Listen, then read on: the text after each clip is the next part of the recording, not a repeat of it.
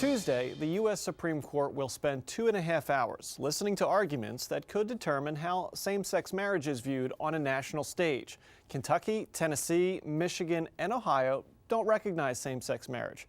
The Delaware connection to this high court challenge can be found in one of the Ohio cases. And that is where we begin our first look.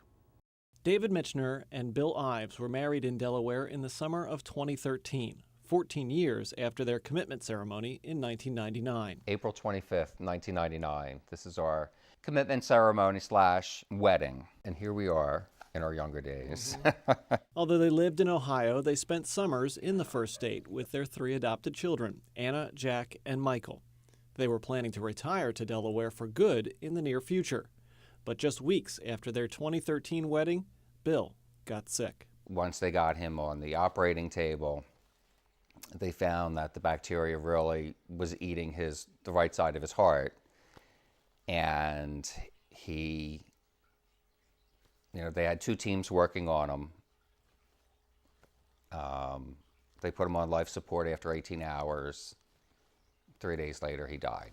As sudden as Bill's death was, David was in for another shock. Right before his wake, I was informed that there was a problem with his death certificate, and that because Ohio does not recognize same-sex marriage, they're trying to get my name off the death certificate. I was shocked. One, it's my personal business. 2, that's not even the place to really tell me.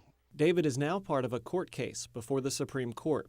The case centers on the rights of married couples in states where gay marriage is not recognized. Do you have a right to have your marriage recognized on a death certificate if your partner has died? We talked to the ACLU's National Legal Director, Steve Shapiro, about the case. It's an insult that extends beyond death, right? It is the state saying in perpetuity, right? We don't recognize what you and your partner had. Here in Delaware, that equality argument has made big gains in recent years, from the first civil unions, which were legal starting in January 2012, to the first gay weddings, which became legal in July 2013. This year, Holly and Casey Clark Porter became what's believed to be the first lesbian couple to be ordained as Presbyterian ministers.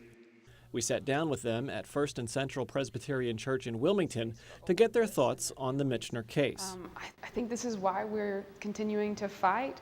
I think that some people think that this fight is over, that we gays just need to shut up already, that we've gotten our way, and this just proves that we haven't and that there is work to do. Liberties should be shared by all. And I believe that marriage is a liberty. And if one group is able to enjoy all the rights and privileges of that liberty, then the other groups should also be allowed 100% participation in those liberties. For gay marriage supporters, the Supreme Court case is all about making all states recognize the rights currently afforded to gays and lesbians in some states. No state has the right to insist on violating the constitutional rights of individuals who live in that state. And it was the same argument that was made against interracial marriage back in the 60s when the Supreme Court said the Constitution does not allow states to prohibit interracial marriage. It really is just a replay of that controversy, and I think the outcome should be the same, and I think the outcome will be the same. For David Michener, To live it over again. the case is about honoring Bill's life. It's for him and my kids, and for everyone out in Ohio and the other states that don't have equal rights. This is for him. This is for my children to realize you got to take a stand for what you believe in. That gives them the opportunity to say, hey, you know what? Daddy did this for Daddy Bill. Maybe I can make a change for somebody else.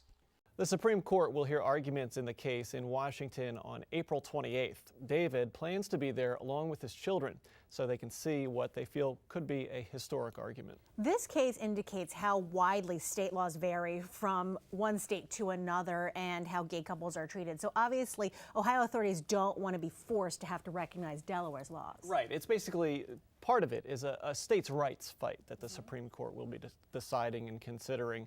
Unlike Delaware, Ohio has all-out ban on same-sex marriage. One Ohio state representative went so far as to call for the judge who ruled initially in David Michener's favor to be impeached for what he called, quote, an epic display of arrogance. So we asked Governor Markell, since David and Bill were married here in Delaware, what he thought of the case, and he sent us a statement. He wrote, "No person should ever be denied rights based on who they love. No spouse should ever fear of dying single simply because their home state doesn't recognize their marriage." He went on to say, "My thoughts go out to David in this difficult time. I'm proud that in Delaware we have shown a commitment to making our state a welcoming place for everyone to live, love, and raise a family." Governor Markell also went on to say that all Delaware marriages should be recognized across the country, and that he was hopeful that the Supreme Court will stand for equality of all married couples under the law. And of course, we should reemphasize that no matter what happens in this court case in the Supreme Court, Delaware's status recognizing same-sex marriage won't change. Okay, so what's the time frame for ruling in this case? So the hearing in Washington is April 28th. The justices should issue their ruling sometime in June. All right, thank you so much, Mark. We'll be following that ruling on newsworks.org/Delaware.